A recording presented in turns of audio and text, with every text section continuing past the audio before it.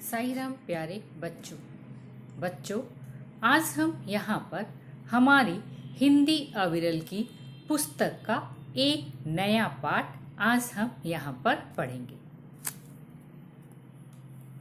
बच्चों, क्या आपको पता है कि गणतंत्र दिवस के अवसर पर किन बच्चों को वीरता पुरस्कार दिया जाता है? क्या बच्चों, आपको पता है कि गणतंत्र दिवस के अवसर पर किन बच्चों को वीरता पुरस्कार दिया जाता है? जो बच्चे बहादुरी का काम करते हैं उन्हें यह पुरस्कार दिया जाता है। उन्हें राष्ट्रीय वीरता पुरस्कार से सम्मानित किया जाता है। भारत में हर साल 26 जनवरी की पूर्व संध्या पर प्रधानमंत्री द्वारा बहादुर बच्चों को यह पुरस्कार दिया जाता है। जो बच्चे साहस, संयम, सूझबूझ और हिम्मत के बल पर दूसरों की जिंदगियां बचाते हैं, उनको वीरता पुरस्कार से सम्मानित किया जाता है। तो बच्चों, आज हम अपनी हिंदी अविरल की पुस्तक का पाठ 12 आर्यन की करामात का आज हम यहाँ पर अध्ययन करेंगे। इस पाठ में एक ऐसे बच्चे की कहानी है जिसने अपनी सूझबूझ से न केवल अपने पैसे वापस लिए बल्कि एक खतरनाक अपराधी को भी पकड़वाया। तो बच्चों, आज आप अपनी हिंदी अविरल की पुस्तक का पेज यानी कि पृष्ठ संख्या 92 निकाल लीजिए। निकाला बच्चों सबने अपनी हिंदी अविरल की पुस्तक का पेज नंबर 92। तो आज का हमारा पाठ है पाठ 12 आर्यन की करामात। एक लड़का था, उसका नाम था आर्यन। वह एक छोटे से शहर में अपनी माँ के साथ रहता था। आर्यन जब बहुत छोटा था तभी उसके पिता की मृत्यु हो गई थी। उसकी माँ मेहनत मजदूरी करके जीवन निर्वाह करती थी।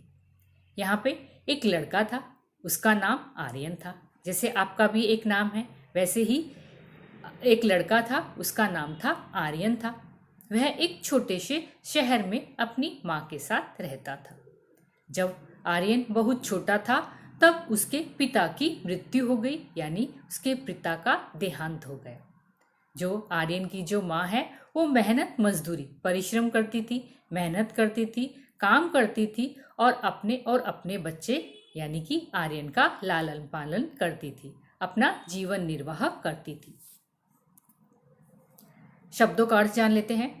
लड़का, बालक, माँ, माता, जीवन निर्वाह करना, गुजारा करना। एक बार गर्मियों की छुट्टियां थी। माँ ने आर्यन को पैसों की पोटली देते हुए कहा, बेटा, इस पोटली में कुछ पैसे हैं। इसमें से कुछ पैसे शहर जाकर दादी को दे देना तथा कुछ पैसे अपने पास संभाल कर रख लेना। एक बार की बात बताई है कि एक बार समर वेकेशन, गर्मियों की छुट्टियां थी। माँ ने आर्यन को पैसों की पोटली देते हुए कहा।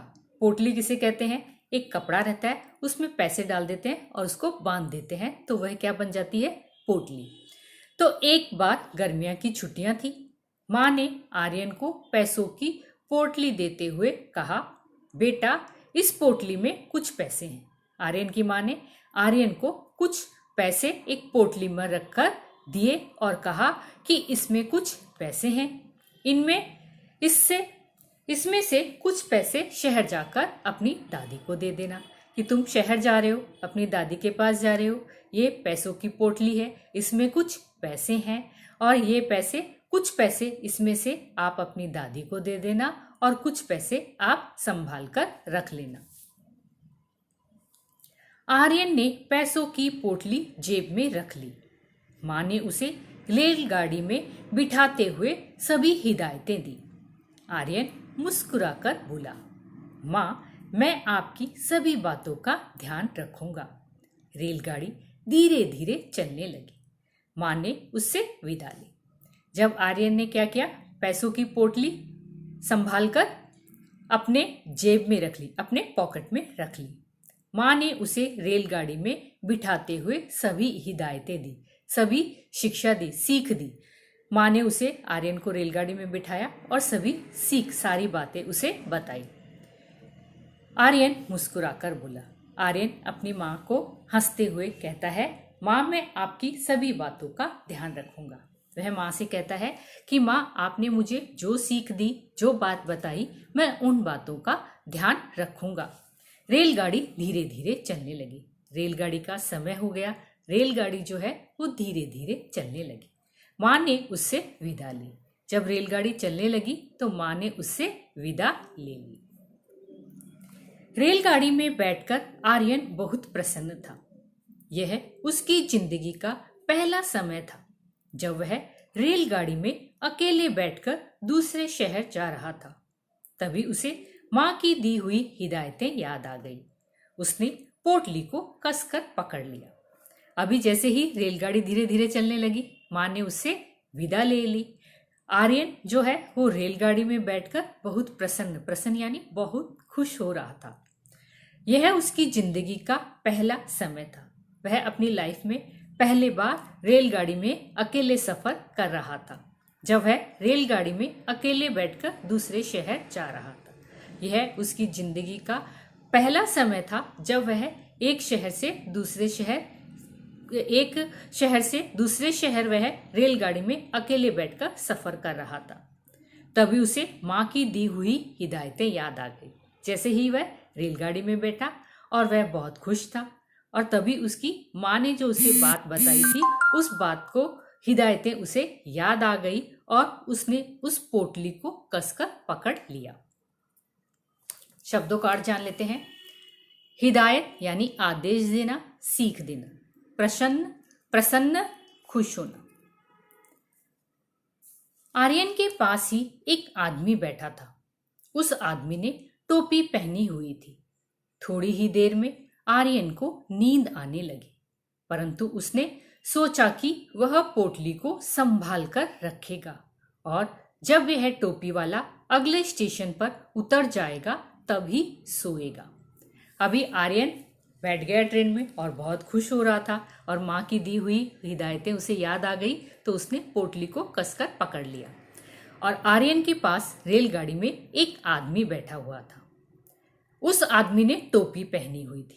जैसे हम लोग सफर करते हैं रेलगाड़ी में तो हमारे पास हमारी सीट पे दूसरे की भी सीट रहती है, तो उनके पास एक आदमी बैठा हुआ था और उसने एक टोपी पहन रखी थी। थोड़ी ही देर में आर्यन को नींद आने लगी। जैसे ही ट्रेन चलने लगी, ट्रेन चलने से उसे आर्यन को नींद आने लगी, परंतु उसने सोचा कि वह पोटली को संभाल कर रखेगा। उसने सोचा था कि मैं नींद नहीं लूंगा और जो माँ ने पैसों की जो पोटली दी है उसको मैं संभाल कर रखूंगा, और जब वह टोपी वाला अगले स्टेशन पर उतर जाएगा तभी सोएगा। उसने सोचा कि जो मेरे पास में ये जो टोपी वाला बैठा है वो जैसे ही कोई अगला स्टेशन आएगा, जब वह उतर जाएगा तभी मैं सोऊंगा, अन्यथा मैं नहीं सोऊंगा। तो बच्चों, आज का पाठ हम यहीं पर समाप्त करते हैं। अगले वीडियो में हम इसी पाठ का भाग 2 का अध्ययन करेंगे। तब तक बच्चों, धन्यवाद।